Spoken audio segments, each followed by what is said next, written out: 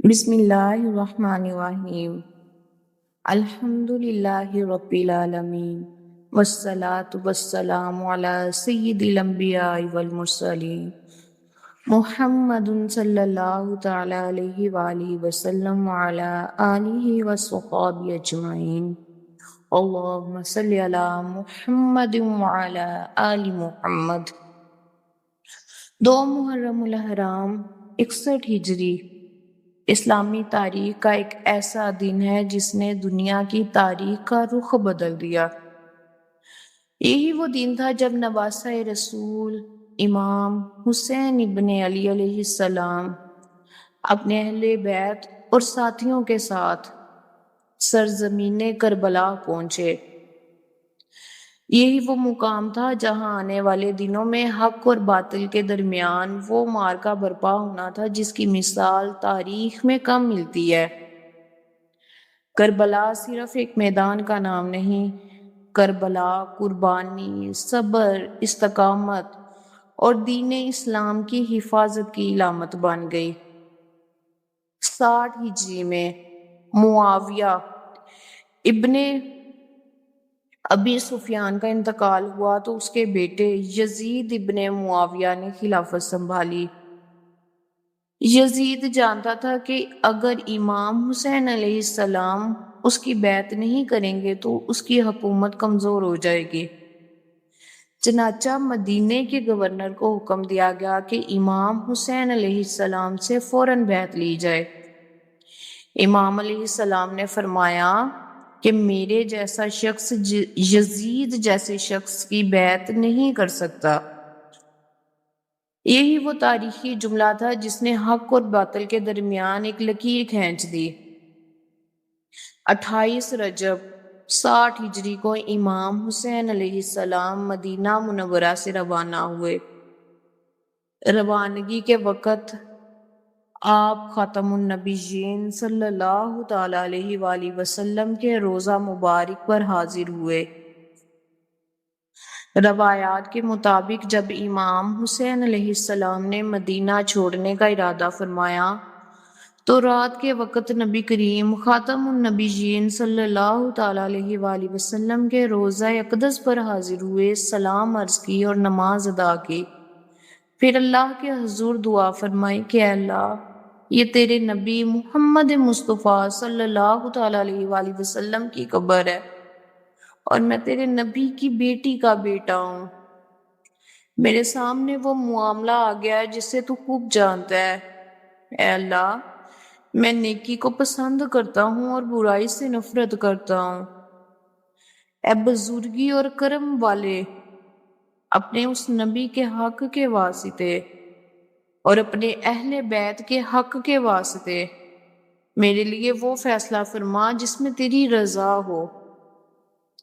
تاریخی کتابوں میں یہ بھی مذکور ہے کہ آپ علیہ السلام نے روضہ رسول صلی اللہ تعالی علیہ وآلہ وسلم کے پاس طویل وقت گزارا، گریہ فرمایا اور اپنے نانا جان صلی اللہ تعالی علیہ وآلہ وسلم کو الوداع کہا، کیونکہ آپ علیہ السلام کو اندازہ تھا کہ شاید اب مدینہ واپسی نصیب نہ ہو۔ بعض روایات میں آتا ہے کہ امام حسین علیہ السلام نے عرض کی، السلام علیکہ یا رسول اللہ، میں آپ کا نواسہ حسین ہوں، میں آپ کی امت کے درمیان تنہا چھوڑ دیا گیا ہوں۔ جب سفر کا وقت قریب آیا تو مدینے کے گھر میں غم کی فضا تھی۔ ایک طرف امام حسین علیہ السلام حق کی خاطر سفر کی تیاری فرما رہے تھے تو دوسری طرف اہل خانہ کی جدائی کے احساس سے رنجیدہ تھے۔ بیماری کی وجہ سے مدینے رہ جانے والی بیٹی سغرا، جسے فاطمہ سغرا کے نام سے جانا جاتا ہے، اپنے والد کی جدائی محسوس کر رہی تھی۔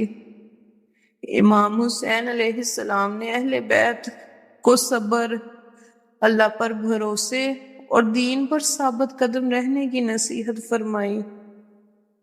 گھر کے ہر فرد کی آنکھیں نم تھیں، کیونکہ یہ کوئی عام سفر نہیں تھا بلکہ ایک عظیم آزمائش کی طرف روانگی تھی۔ مدینہ چھوڑتے وقت آپ کے دل میں اپنے نانا کی جدائی کا درد تھا، اپنی امی کی جدائی کا درد تھا، اپنی بیمار بیٹی سورا کا غم تھا۔ آپ جانتے تھے کہ شاید دوبارہ مدینہ واپس آنا نصیب نہ ہو۔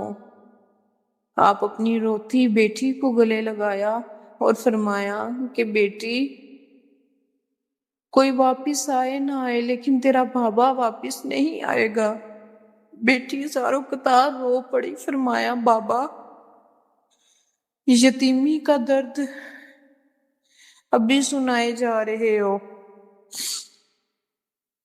اس کے بعد امام مکہ مدینہ کی طرف روانہ ہوئے۔ جب امام حسین مکہ پہنچ گئے، ادھر کوفہ سے ہزاروں خطوط آنے لگے۔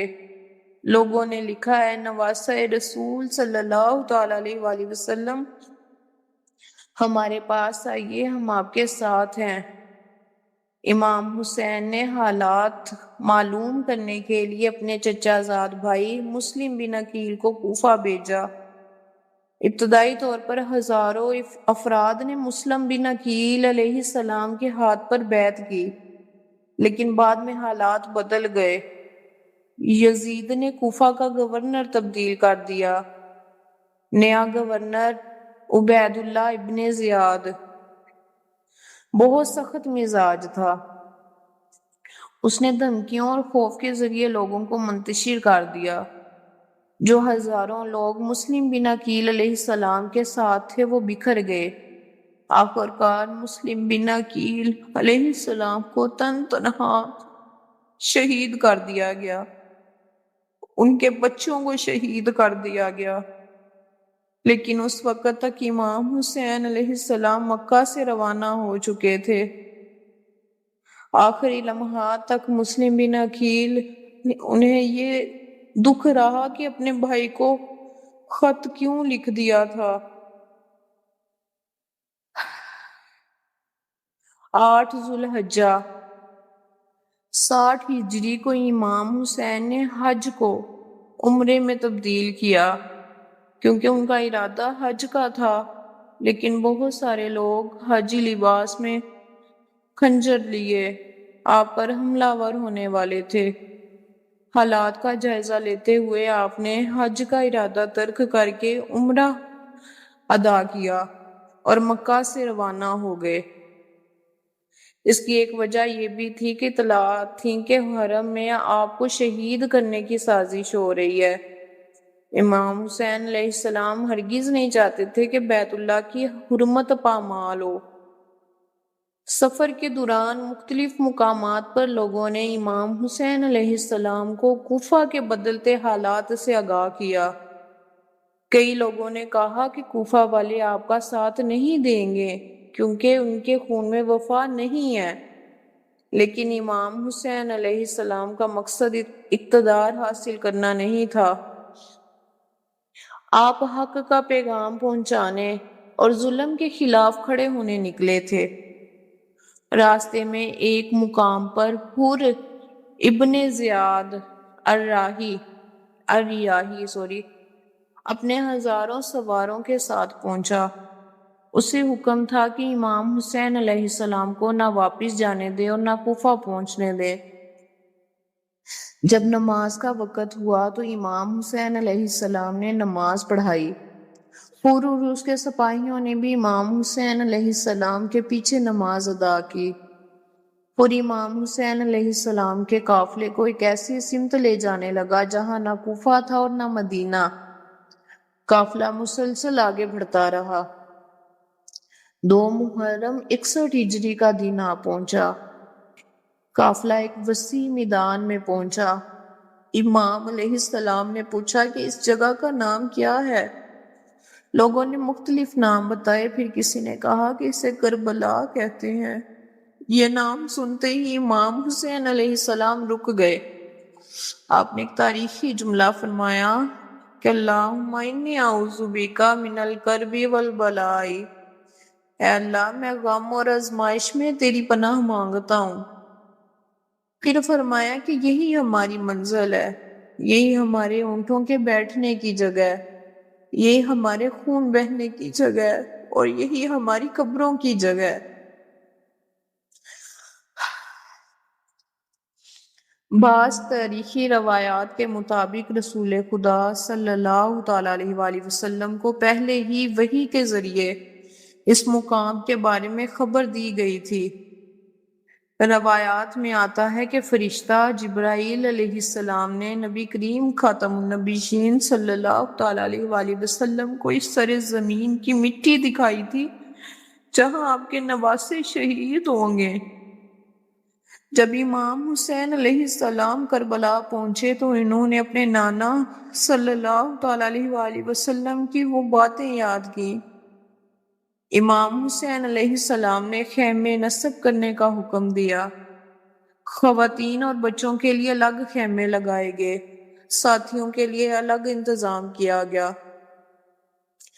قافلے میں تقریباً 72 معروف جان نثار بعد میں شہادت پانے والوں میں شامل تھے، جبکہ اہل بیت اور بچوں کی ایک بڑی تعداد بھی موجود تھی۔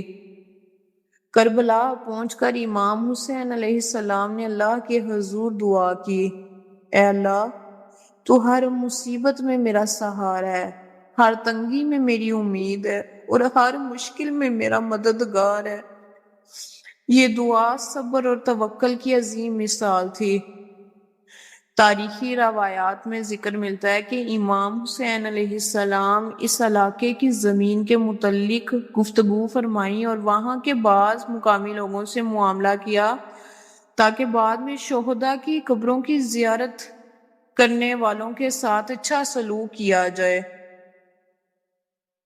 کربلا پہنچنے کے بعد آہستہ آہستہ کوفہ کی فوجیں جمع ہونا شروع ہو گئیں۔ پہلے حر بن یزید کا دستہ موجود تھا، بعد میں مزید لشکر آتے گئے۔ امام حسین علیہ السلام کے ساتھی تعداد میں بہت کم تھے، لیکن ان کے دل ایمان اور یقین سے بھرے ہوئے تھے۔ جب رات ہوئی، 2 محرم کی رات ہوئی، تو خیموں میں خاموشی تھی۔ بچوں کی آوازیں آ رہی تھیں، خواتین اللہ سے دعا کر رہی تھیں، صحابہ اکرام اور اہل بیت کے افراد عبادت میں مشغول تھے۔ امام حسین علیہ السلام اپنے رب کے حضور سر بسجود تھے۔ آپ جانتے تھے کہ آزمائش کے دن قریب آ رہے ہیں۔ امام حسین علیہ السلام نے اللہ کی حمد و ثنا کے بعد فرمایا، لوگو، رسول اللہ صلی اللہ تعالیٰ علیہ وآلہ وسلم نے فرمایا تھا کہ جو شخص کسی ظالم حکمران کو دیکھے جو اللہ کی حرام کردہ چیزوں کو حلال قرار دیتا ہو، اللہ کے عہد کو توڑتا ہو، رسول اللہ صلی اللہ تعالیٰ علیہ وآلہ وسلم کی سنت کی مخالفت کرتا ہو اور اللہ کے بندوں پر ظلم و زیادتی کرتا ہو، پھر بھی وہ شخص اس کے خلاف قول یا عمل سے آواز نہ اٹھائے تو اللہ تعالیٰ اسے بھی اسی ظالم کے انجام میں شریک کر دے گا۔ پھر امام علیہ السلام نے فرمایا کہ دیکھو، یہ لوگ شیطان کی اطاعت اور رحمان کی نافرمانی کر رہے ہیں۔ انہوں نے فساد کو پھیلایا، حدود الہی کو معطل کیا، بیت المال کو اپنی ملکیت بنا لیا، اللہ کی حرام کردہ چیزوں کو حلال اور حلال کردہ چیزوں کو حرام قرار دیا۔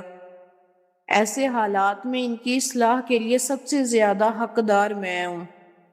پھر آپ نے اہل کوفہ کی طرف اشارہ کرتے ہوئے فرمایا کہ تم لوگوں نے مجھے خطوط لکھے، اپنے قاصد بھیجے اور وعدہ کیا کہ اگر میں آؤں تو تم میرا ساتھ دو گے۔ اگر اب بھی اپنے وعدے پر قائم ہو تو یہ تمہاری سعادت ہے، لیکن اگر تم اپنے عہد سے پھر گئے ہو تو یہ تمہارا اپنا نقصان ہوگا۔ جب امام حسین علیہ السلام نے اس زمین کا نام کربلا سنا تو فرمایا کہ اللہ، میں غم اور آزمائش سے تیری پناہ مانگتا ہوں۔ اور پھر آپ نے فرمایا کہ یہی ہماری قیام گاہ ہے، یہی ہمارے خون بہنے کی جگہ ہے، یہی ہماری قبروں کی جگہ ہے، کیونکہ میرے نانا رسول خدا صلی اللہ تعالیٰ علیہ وآلہ وسلم نے مجھے اس کی خبر دی تھی۔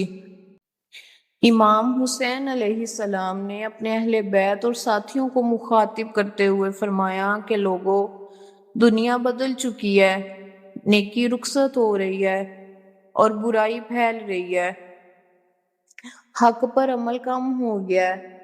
ایسے حالات میں مومن کو اپنے رب سے ملاقات کی خواہش رکھنی چاہیے۔ میں موت کو سعادت اور ظالموں کے ساتھ زندگی کو ذلت سمجھتا ہوں۔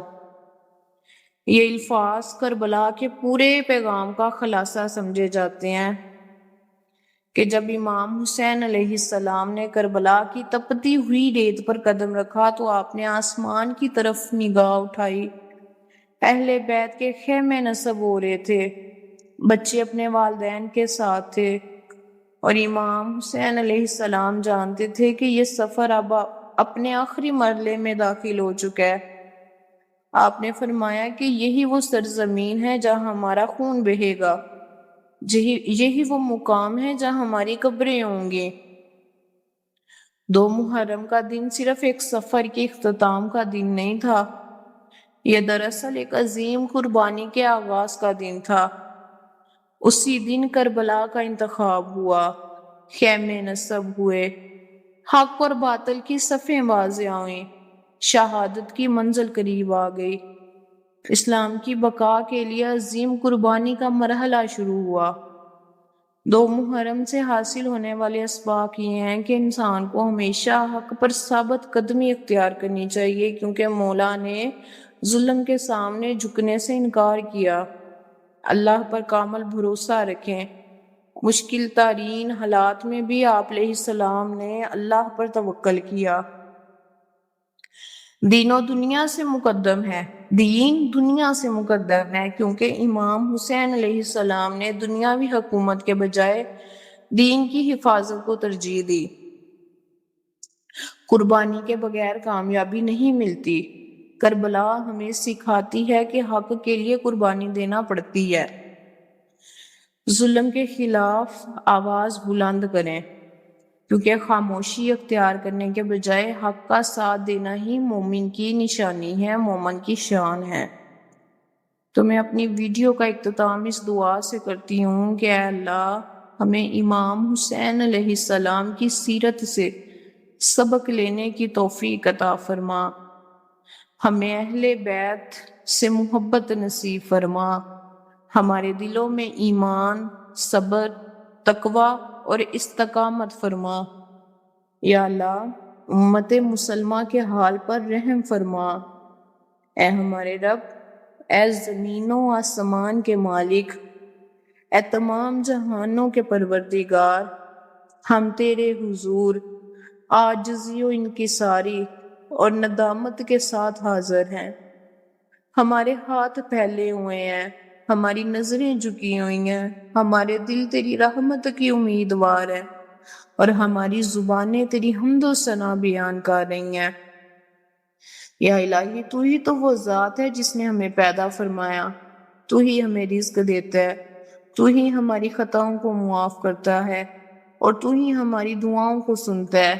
ہم گناہ گار ہیں، خطا کار ہیں، کمزور ہیں، لیکن تیری رحمت بے انتہا ہے، تیری مغفرت بے حساب ہے، اور تیری بخشش کی کوئی حد نہیں۔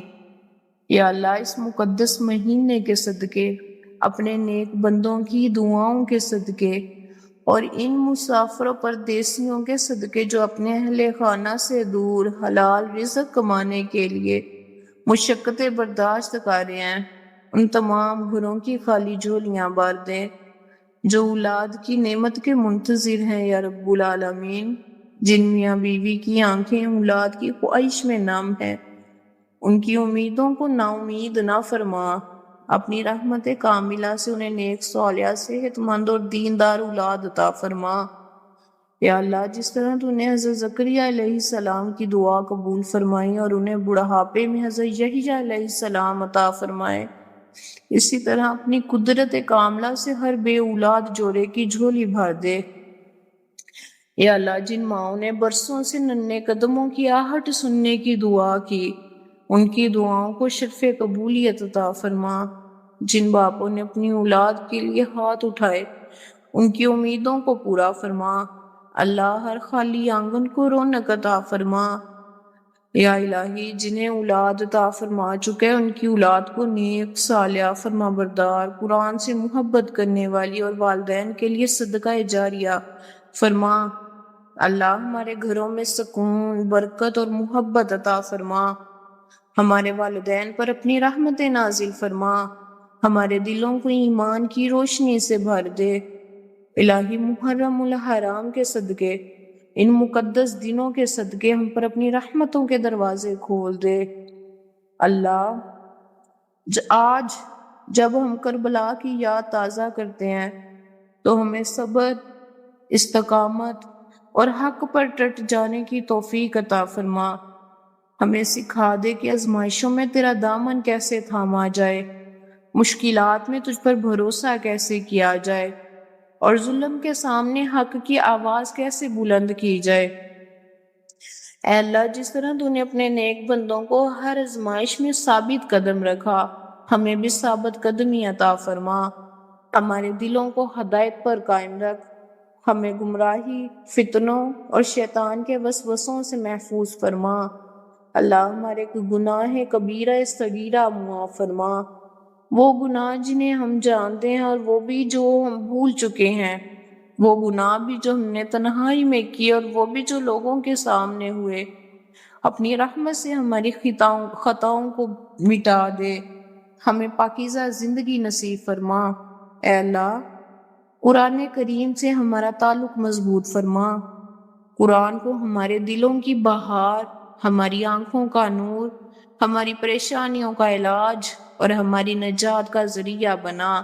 یا اللہ ہمارے بچوں کو دین و دنیا میں کامیابی و کامرانی عطا فرما۔ الہی ہماری بیٹیوں کی عزت عفت اور پاک دامنی کی حفاظت فرما۔ ہمارے بیٹوں کو نیک کردار اور بلند اخلاق عطا فرما۔